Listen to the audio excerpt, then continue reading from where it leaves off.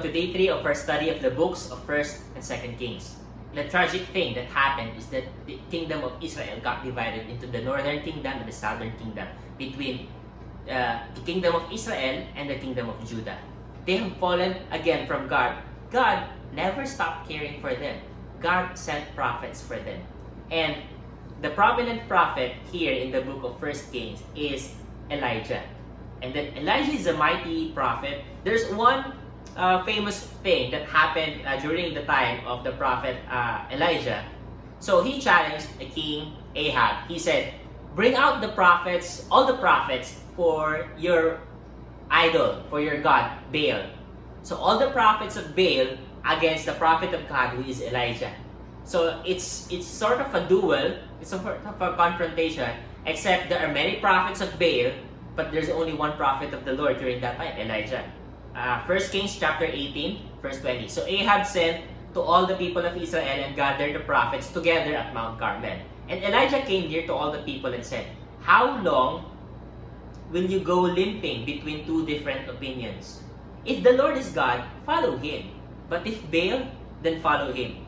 And the people did not answer him a word. This is the challenge. Elijah said, let 2 bulls be given to us, and let them choose 1 bull for themselves. What Elijah asked for is an offering with bulls. So, 1 set of offering for the prophets of Baal, 1 set of offering for him. And I will prepare the other bull and lay it on the wood and put no fire in it. And you call upon the name of your God, who is Baal. And I will call upon the name of the Lord, my God. Now, the Lord here, capital L-O-R-D, that's the English translation for the Hebrew term Yahweh. That's the name of the Hebrew God, of the God of Israel, Yahweh. So you call upon Baal, I will call upon Yahweh, the Lord. And the God who answers by fire, then he is God. So don't be confused with the term Lord and God here. When the term Lord is used, that refers to Yahweh, and God refers to the true God. So it's a duel between who the true God is. Is it Baal or is it Yahweh? So whoever answers by fire, he is God.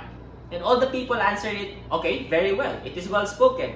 Their turn, their God Baal did not answer it. Okay, we are asking for fire, right?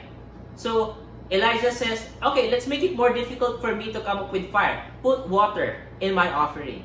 So they filled 4 jars with water and poured it on the burnt offering and on the wood. Elijah's offering is so much soaked in water, there is no way it could catch fire. At the time of the offering of the oblation, Elijah the prophet came near and said, O Lord, the God of Abraham, Isaac, and Israel, let this be known that this day you are the God of Israel, and that I am your servant, that I have done all these things at your word.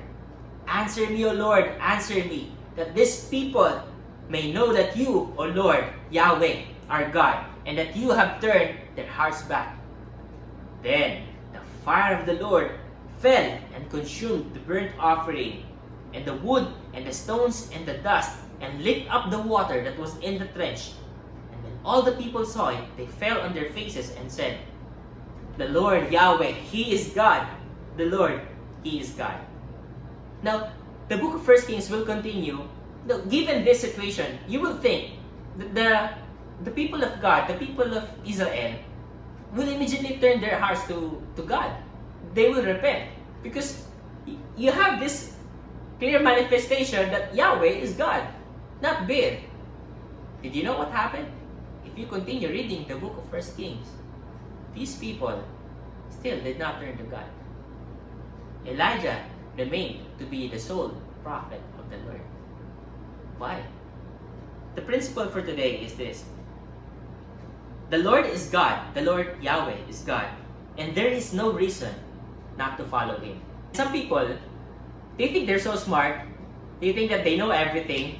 They know science and all. And they said, there's no such thing as God.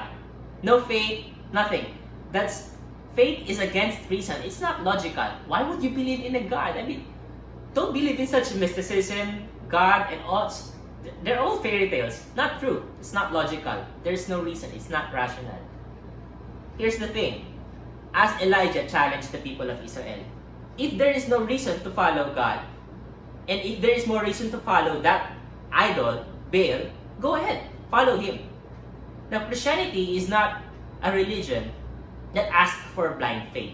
A lot of people try to discredit the Bible. A lot of people try to disprove Jesus and everything that happened in the Bible.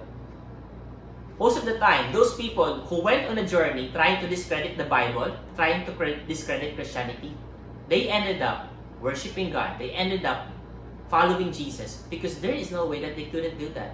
Once you're face to face with reality, once all the proof that you were asking for was already laid in front of you, will you still turn your back against God, or will you follow Him now? And here's the truth. The Lord is God, and there is no reason for you not to follow Him. If you will not follow Him, then you're not doing it not because you value logic or anything like that. It is out of irrationality that people turn their hearts against God.